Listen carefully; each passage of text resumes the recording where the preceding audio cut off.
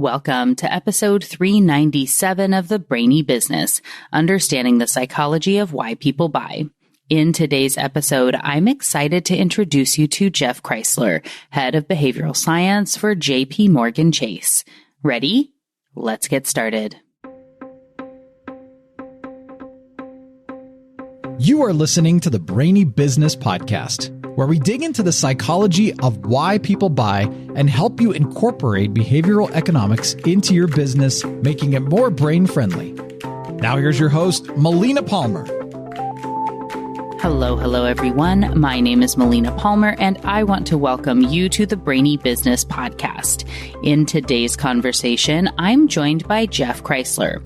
While Jeff is now the head of behavioral science at JPMorgan Chase, the story of how he got there and all the twists and turns in his life and career are fascinating. I won't spoil it for you. I gave him lots of time at the beginning of the conversation to share about his background. So you do know, he has written multiple books and also appeared on CNBC, CNN, Fox News, MSNBC, Current TV, Sirius XM, and at events all over the world. Jeff uses behavioral science, real life, and humor to understand, explain, and change the world. Sounds like a perfect fit around here, and I'm excited to introduce you to him today. Really quickly, before we get into the conversation, I want to be sure you know that there are links in the show notes for everything, including my top related past episodes, articles, and books. It's all within the app you're listening to and at thebrainybusiness.com/397. Now let's jump right in. Jeff Kreisler, welcome to the Brainy Business Podcast. Thanks for having me. Long overdue. Exactly. I was just going to say the same thing. While I will say I haven't pestered you for a long time, you've definitely been on my list for a long time, and I'm so delighted that you are here.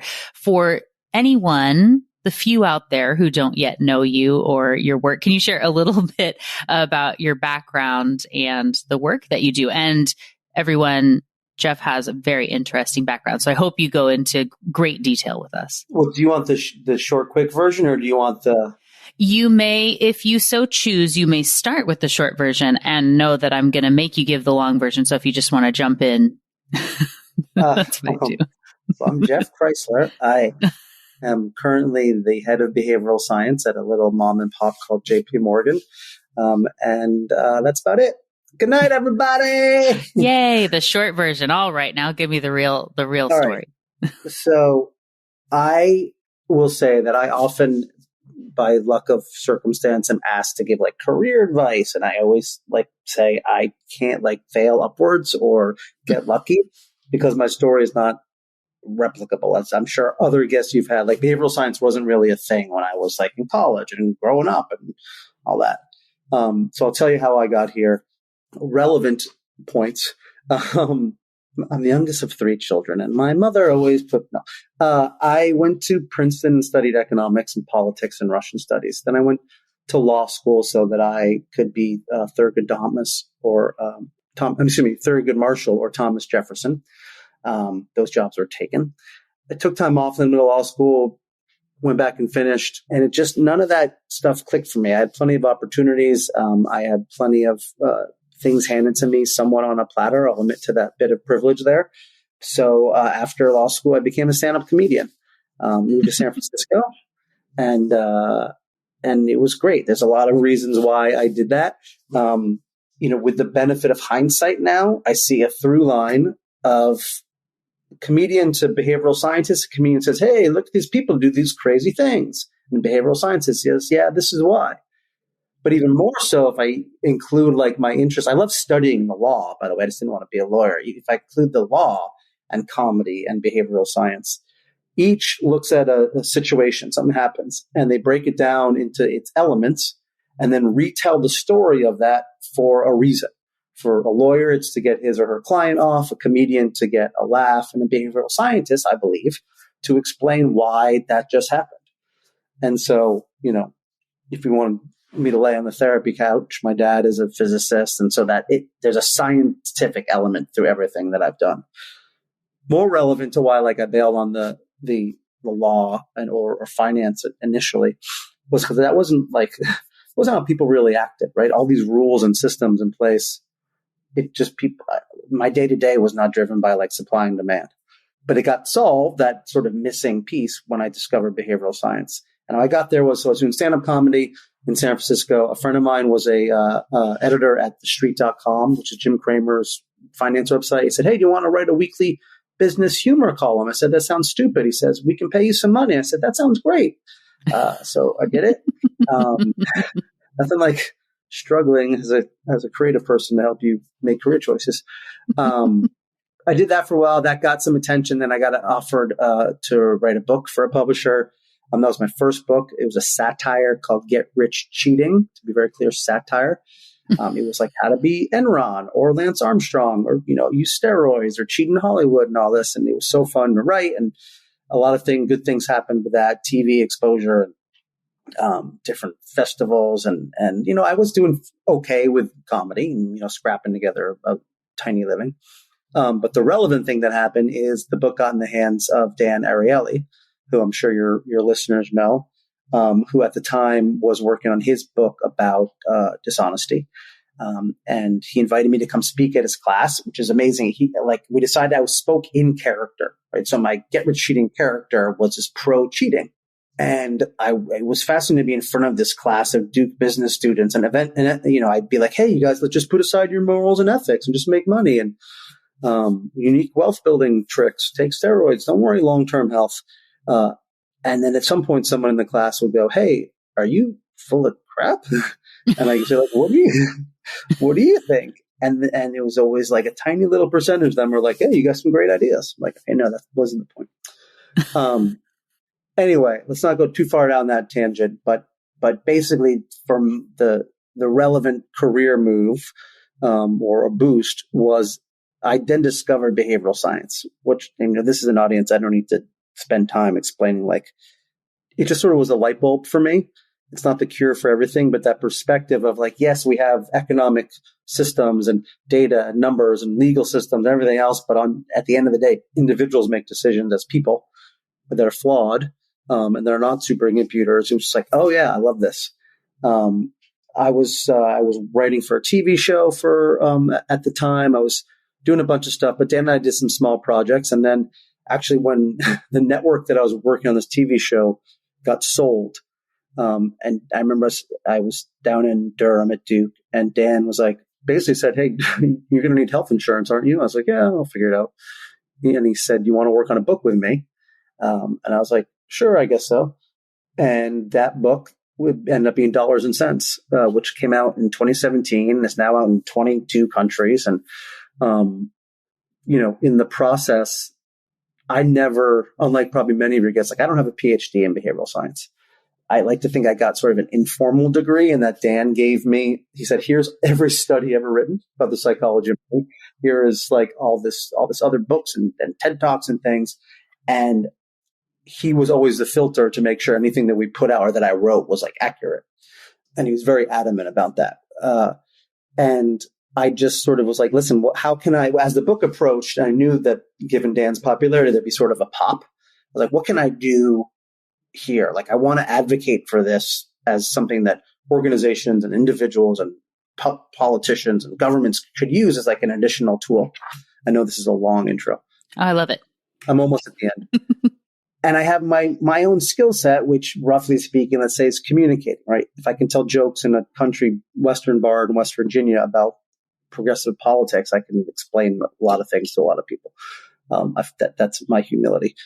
So I got an opportunity there on People Science, which was a website and a platform that at the time, it was pretty much People Science and behavioral scientist.org were the only places that were sort of putting out behavioral science content to be more consumed by a broader audience. And I also did some speaking and consulting with different industries, different companies. And that was great. And I learned, again, like how it's applied. Like the People Science was all talking with scientists and talking with business people, and like, how do you bridge that gap to, get things done and do this? COVID hit, everything stopped. I had amazing COVID hair, which if I were prepared, I would have showed you. Like the hair was like this big, it was so good. And I got a LinkedIn message from JPMorgan saying, hey, we have an interesting opportunity. You want to talk? And I was like, maybe it's a chance to do like a virtual training or whatever. And they said they were looking for a head of behavioral science. And I was like, oh, I can do that.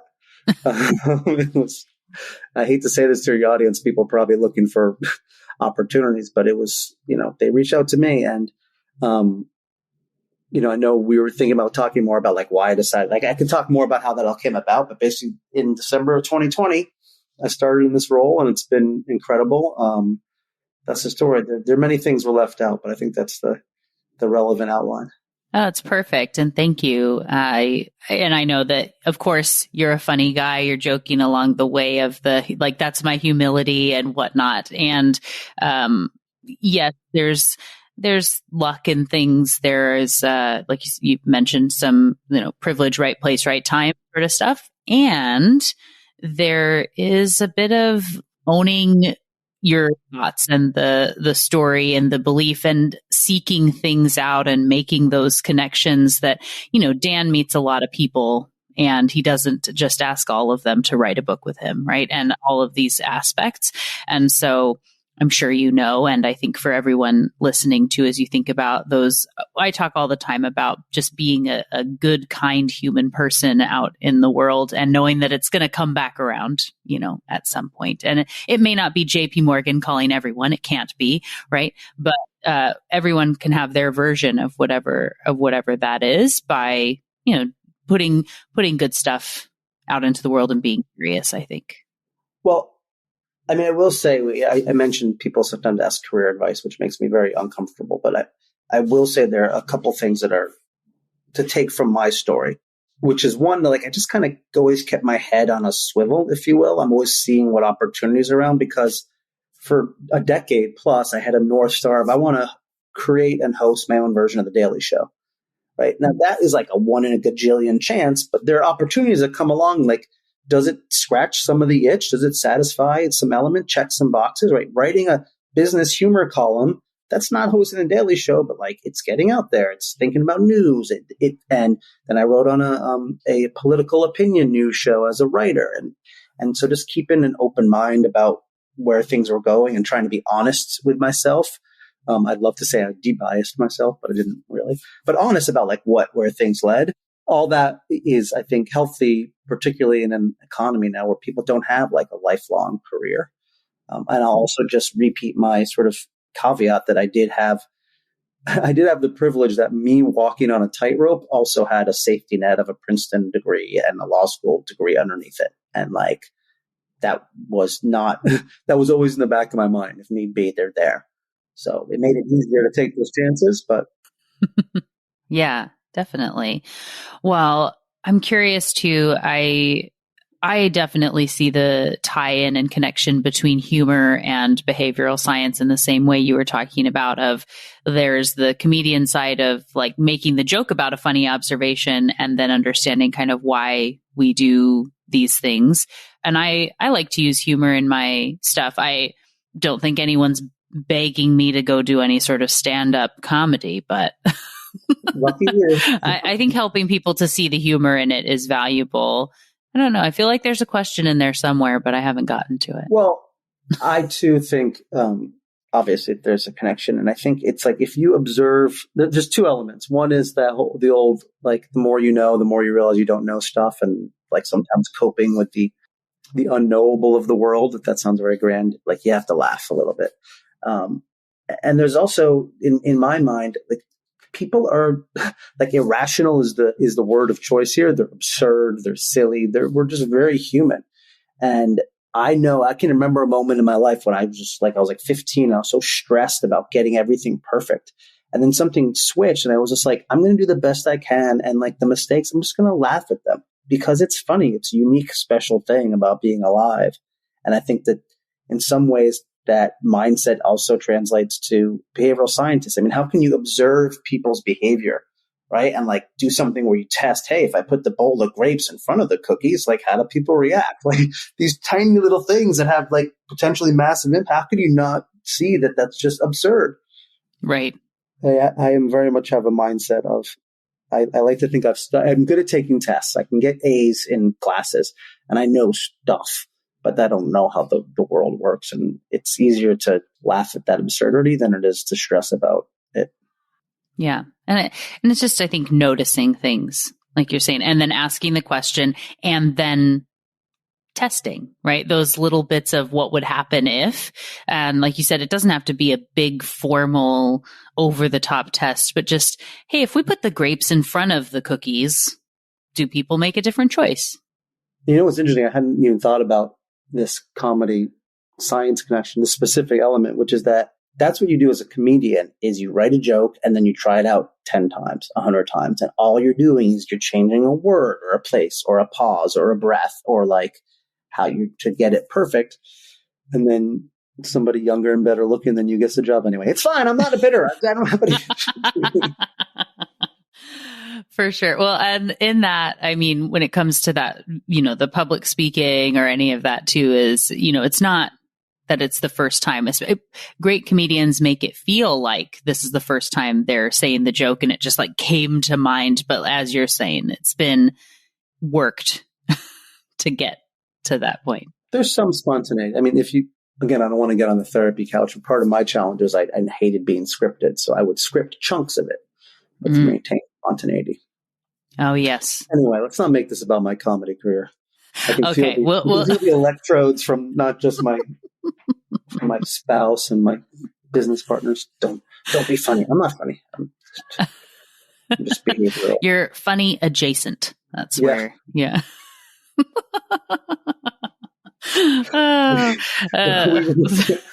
All right.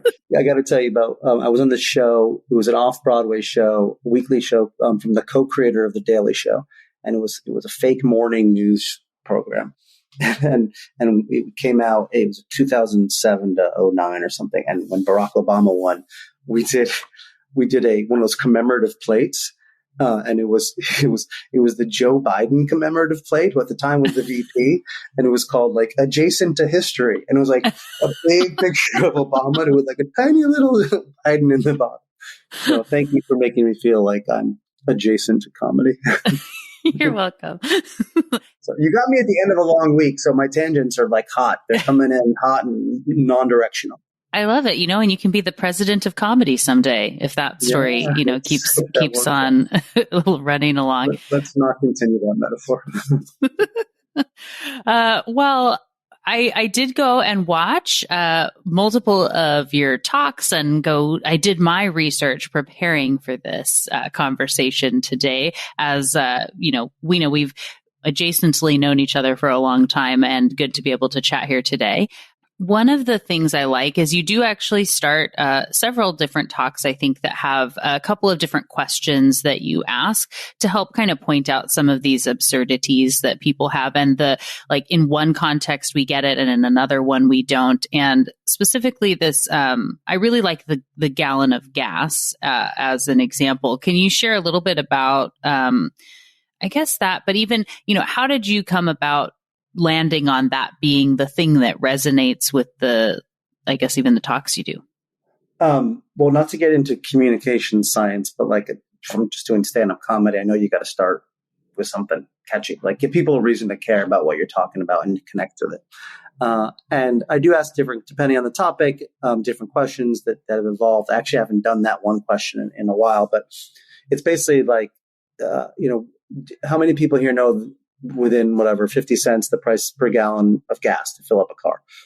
And except in New York City where nobody drives, most people rate, which I found out the hard way. Most people raise their hand, say, 80% of a room does. Then I say, okay, how many people know within 50 cents or $1 the price per gallon to heat your home? And almost nobody does. And the point, as you were saying, is to describe I'm basically saying what's the price per gallon of energy. But in one context, we're super familiar with it, and another we're not. And what this then leads to, depending on how the whole talk is structured, is just the idea of mental accounting. Money is not just the number. It's what's our mindset at the time of making a decision? How do we feel? How connected are we to our choices? And I've seen that in so many contexts, whether it's heating your home versus filling your car, whether it's buying vitamins versus buying prescription medicine, whether it's, being on vacation and buying a soda, right? I'll be on the beach and I'll pay $15 for a warm flout Coca-Cola, right? I would never do that in the supermarket, but it's like just different mindsets. We're paying attention differently. I see that with wealth planning and financial advice, right? Is it your safe money? Is it your philanthropy, your risk taking? Like how you're engaged with it makes a huge impact on what we do. And it's something that it's one of the things that when I stumbled into this, I discovered for me drove home the potential impact of behavioral science, because this is something that for me, I had sort of maybe in the back of my head, I like sort of had an unspoken inkling that like I was treating stuff different. But until I heard, oh, this is actually a thing, then I had license to like lean into it or try to oppose it. And honestly, I mean, maybe you feel the same way. I feel like every time if I talk to a group of professionals about behavioral science in their field, 80+% of it, if not more, is stuff they already know. They just didn't put the words to, right? If you're successful, you figured out that people have loss aversion or risk, like you sort of. And so I lead with that because it's with that question, because that and some of the other ones are things that people get it. Like they know, yeah, you're right. I know it when I'm filling up my car, but not otherwise. And it's like an entree to say, I'm not here to tell you what I think. I'm here to talk to you about what you think and feel. Yeah, interesting kind of a reframe there, right? And helping people to accept what you're talking about as that baseline premise in when they can recognize and say, yeah, I've seen that, I do that, I get that, then it carries into, and now what can I do with it? What does that mean, to me moving forward? One of the things that I think is kind of related to this, perhaps because I just want it to be, and I accept that, is one of the ways that you said something that I really liked, that I heard a couple of different times in looking, is that you say all decisions are value judgments.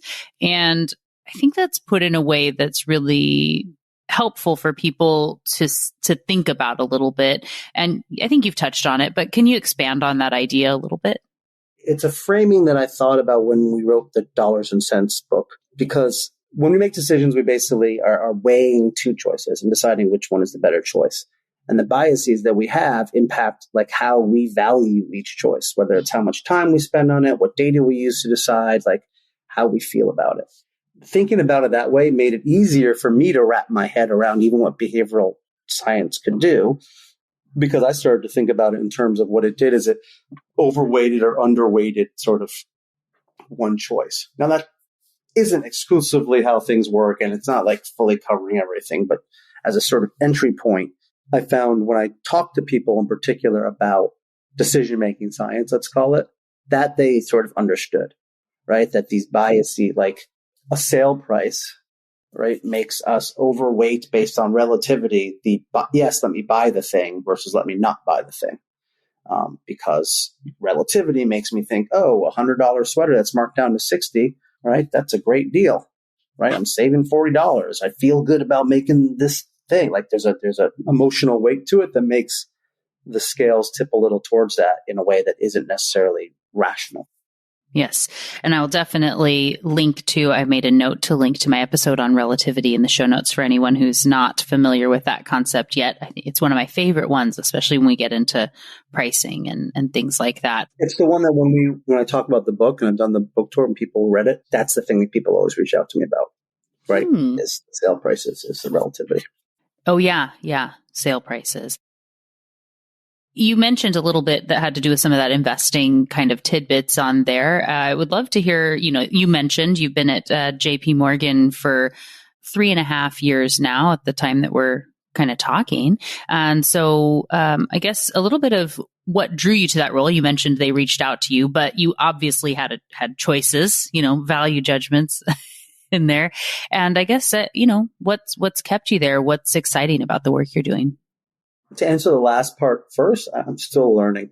There's like a lot to learn and about the field and interacting with people and the potential impact. And it's been great. What drew me were a few things. One is the potential impact.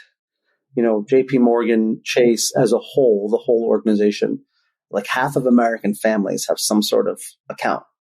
and imagine a world where like the work that me and behavioral science somehow scaled out, like improves people's financial decision making by 1% or reduces their stress by 1% on that scale. Like, I've always been driven by delusions. That's one of them.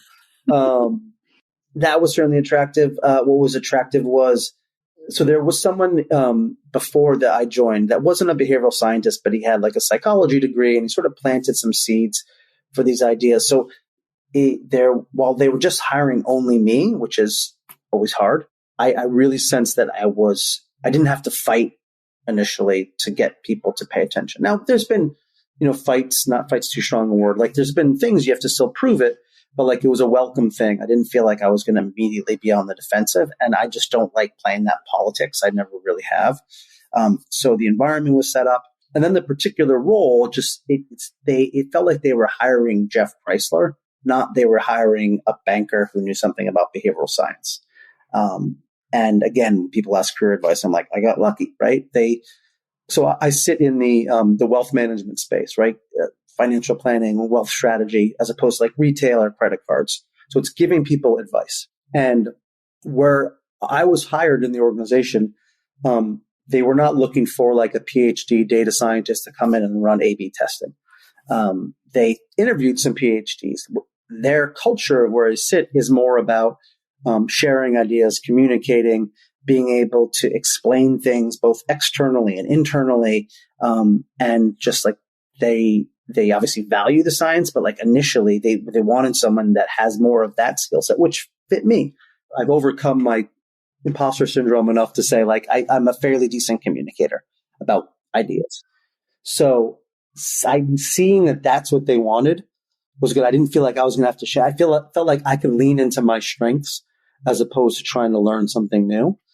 And that is sort of how it's played out. And it felt like, to me, that was the big thing. Like I've never, in any stop along the way, I've rejected, like I didn't do law. I practiced in a law firm for summer, got the big law firm job offer at the big thing. And I was like, I'm not going to be me.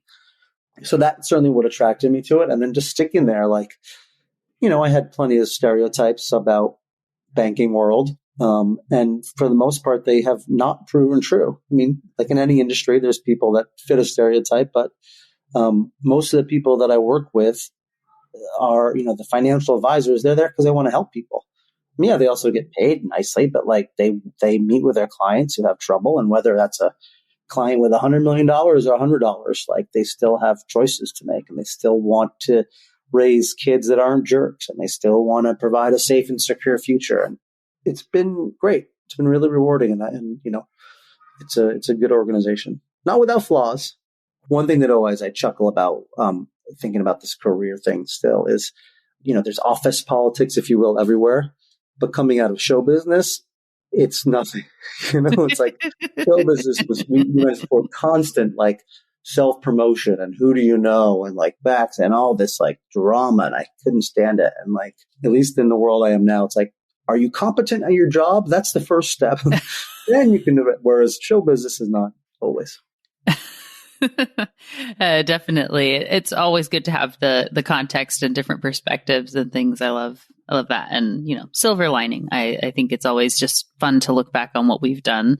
And so it sounds like you do a lot of work, behind the scenes, like you're saying, with the advisors versus working directly with the clients, right? But have you had any specific areas of what you're able to say, anything of where you've used behavioral science in a way that's helped people? So, the practice is built, and I want to credit Charlotte Blank. Do you know Charlotte?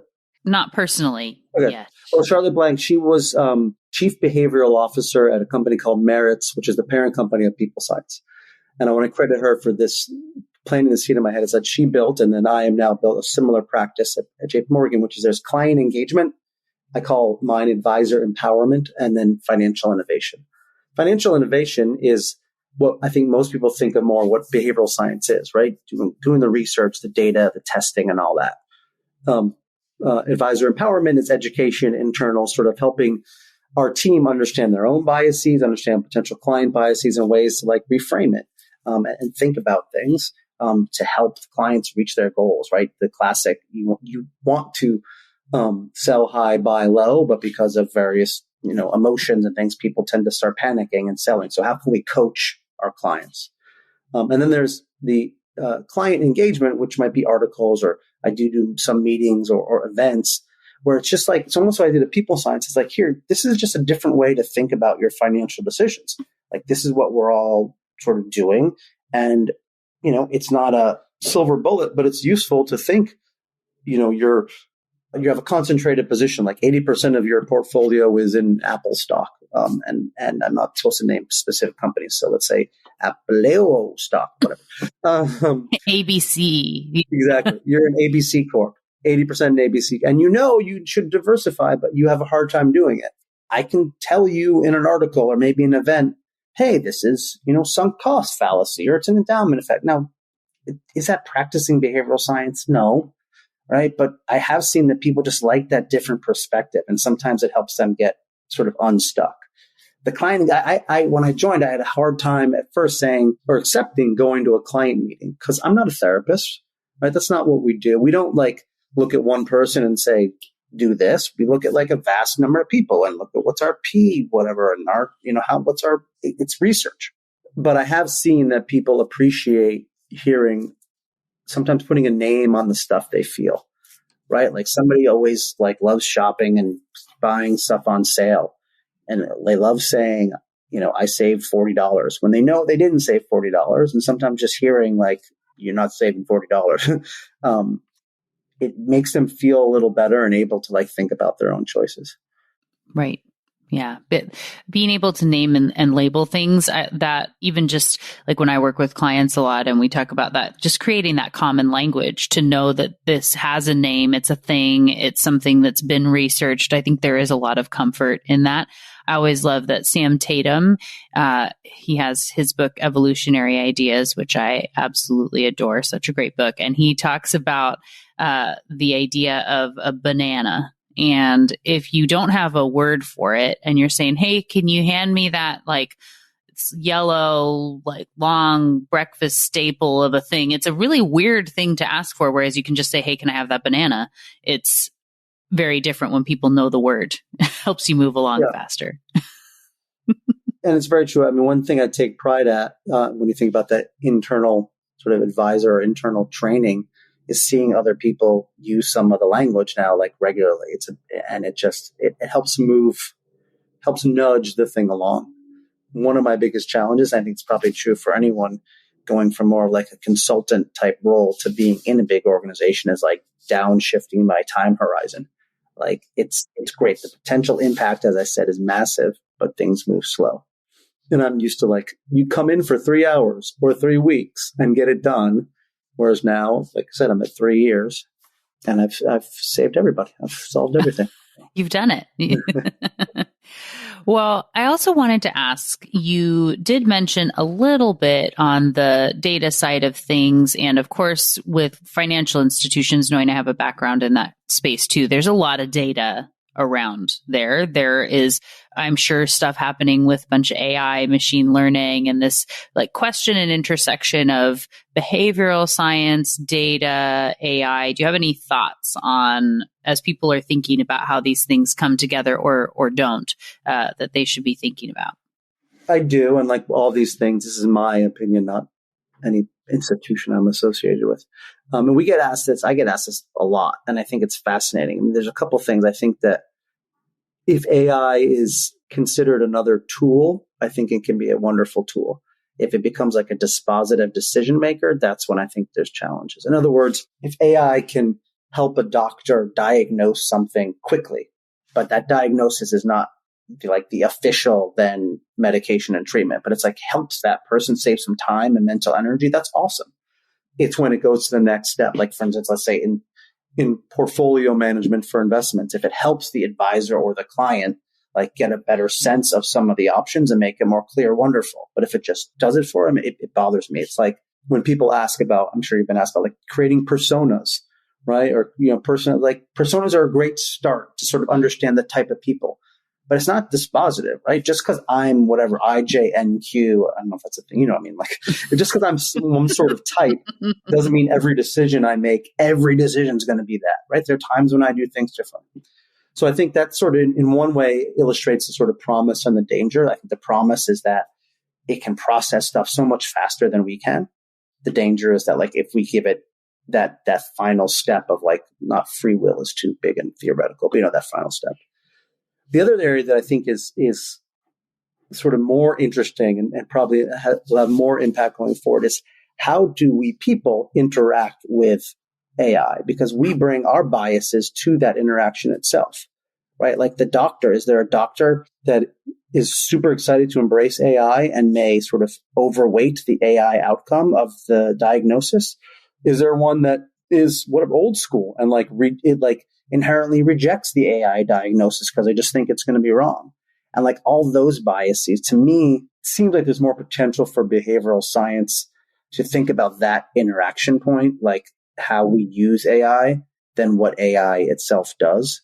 And I don't have any answers to any of that, as much as even if I just watch the discourse, if you will, the people that are like, this is going to save the universe versus this is going to destroy the universe.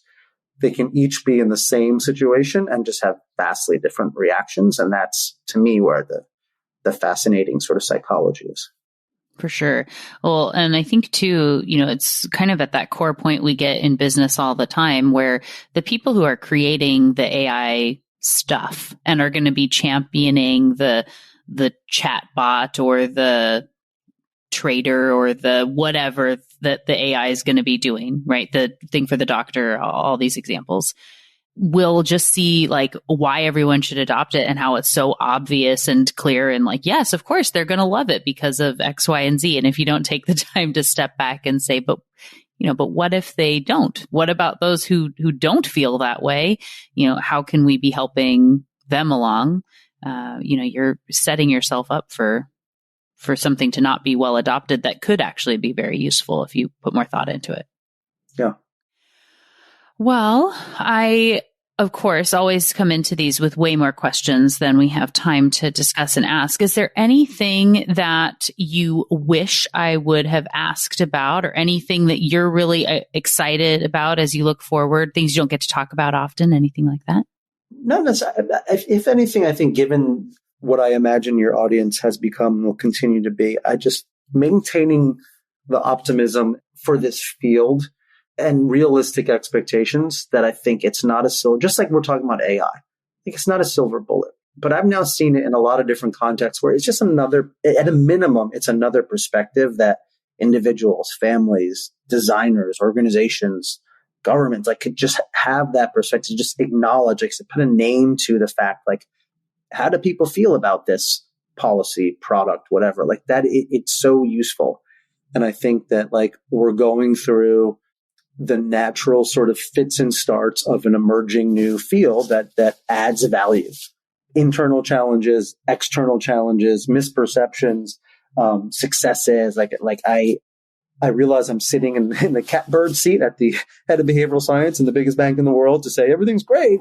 But even as I try to check my own perspective, I do feel like it's hard for those that want to practice. It's hard to convince organizations. There's hard stuff. But I think what we're doing and what we continue to do to bring this perspective is going to and is already adding value. Like anything, you got to sort of see the forest for the trees. He said as he's working on his fourth night of 3 hours sleep only because of various overworkedness. Well, thank you for dedicating some of your day to us here. I know that I and the audience are very thankful for that. For everyone who is now so excited to learn more and to follow you and maybe connect, what's their best path to do so? As I've become a professional, believe it or not, LinkedIn, you can also just go to I have a website, Jeff Kreisler, KREISLER.com, which I don't really update much, but it has links to all my stuff. But you can also just reach out. Like if you have a question, just give me realize I'm only one person with 2 kids, so my time is tight. I do have a partner that supports the kids, so I'm not, you know what I'm saying? LinkedIn nowadays tends to be where I post stuff that's more focused on like the practice of behavioral science. God, I feel so dirty saying that. What was the previous? What's the more acceptable? I feel like LinkedIn's my jam. So what's the? No, it's not unjam. I just used to before this job, when I was doing political comedy, I used to rant and rage on Twitter, which is now locked. So go ahead out there, people looking to get me fired. Do your best. Forget it. You can't see any of my stuff. Anyway. And then I used to tour more doing stand-up comedy. For sure. Yeah, I'm sure that's changed a bit. But, well, thank you again, Jeff, for joining me. It was delightful to finally have our chat here, our moment in the Brainy Business sun today, almost 400 episodes in. Love it. Thank you. Thank you again to Jeff Kreisler for joining me on the show today. What got your brain buzzing in today's conversation?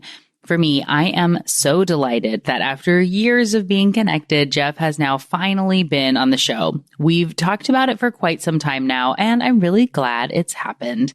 And funny enough, while this episode was recorded several weeks in advance, if everything goes to plan, he and I will have finally met in person just before this episode comes out. Love when that happens. Let me tell you, the field of behavioral science is one that's full of such kind and generous people who I have had the pleasure to know and work with over the years. So many people I've met virtually, some because they were fans of the show or my books and reached out, others because I'm fans of their work or just because we're connected on the socials, being in the same space in groups and things, usually LinkedIn, but not always. What I found over the years is that this group is one where people want to help others. If you reach out and are genuinely kind and curious and interested and ask a thoughtful question, you will almost always get a kind, thoughtful response. And I love that. I love how inviting this group is, and I hope it stays that way as the field continues to grow and evolve. Of course, Jeff is no exception to that rule. I have found him to be a wonderful person over the years, and I'm so glad he was able to join me to share about his background and wisdom here today. I hope it gave you some insight into what's possible. As we close out the show, don't forget about those show notes, which include links to my top related past episodes and books, including Jeff's, as well as ways to connect with him and more. It's all waiting for you in the app you're listening to and at thebrainybusiness.com/397. And thank you again to Jeff Kreisler for joining me on the show today. It was a delight to chat with and learn from you. Join me Tuesday for another brainy episode of the Brainy Business Podcast. It's going to be a lot of fun. You don't want to miss it. Until then, thanks again for listening and learning with me. And remember to be thoughtful. Thank you for listening to the Brainy Business Podcast. Melina offers virtual strategy sessions, workshops, and other services to help businesses be more brain-friendly. For more free resources, visit thebrainybusiness.com.